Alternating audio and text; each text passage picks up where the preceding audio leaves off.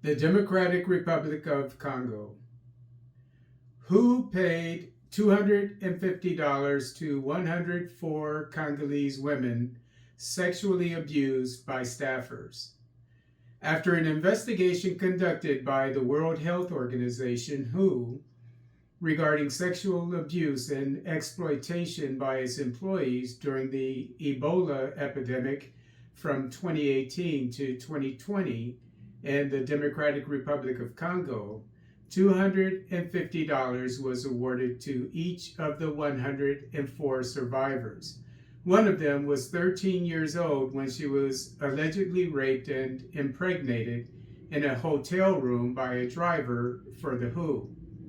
Another survivor gave birth to a baby with a malformation that required special medical treatment.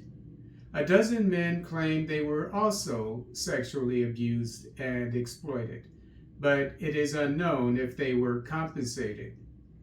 29 of the alleged abused women and girls carried their pregnancies to term, while others were forced to have abortions by their abusers.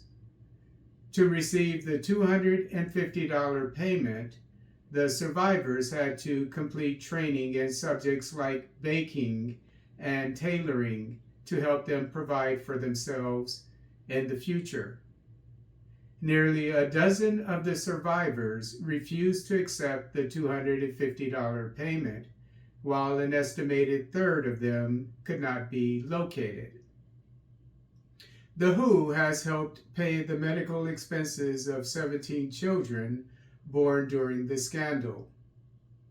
One doctor working for the WHO convinced the organization to pay for a plot of land and health care for a woman he impregnated, while he agreed to pay the mother $100 per month until the baby was born.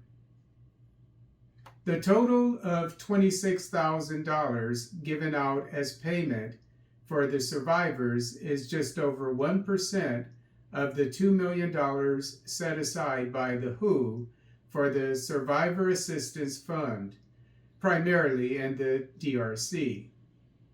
More than half the $1.5 million the WHO allotted for the prevention of sexual misconduct in the DRC during the 2022-2023 fiscal year went to staff costs. Only 35% went toward victim support, which includes legal assistance, transportation, and psychological support. Many of the survivors claimed they had sex with WHO staffers to receive work or food. Although senior management of the WHO knew about the sexual misconduct during the Ebola epidemic and failed to do anything to stop it, none of them was fired. The report by the WHO in 2021 claims that the majority of the staffers accused of sexual misconduct were Congolese men hired on a temporary basis, while the others were deployed to the DRC from foreign nations.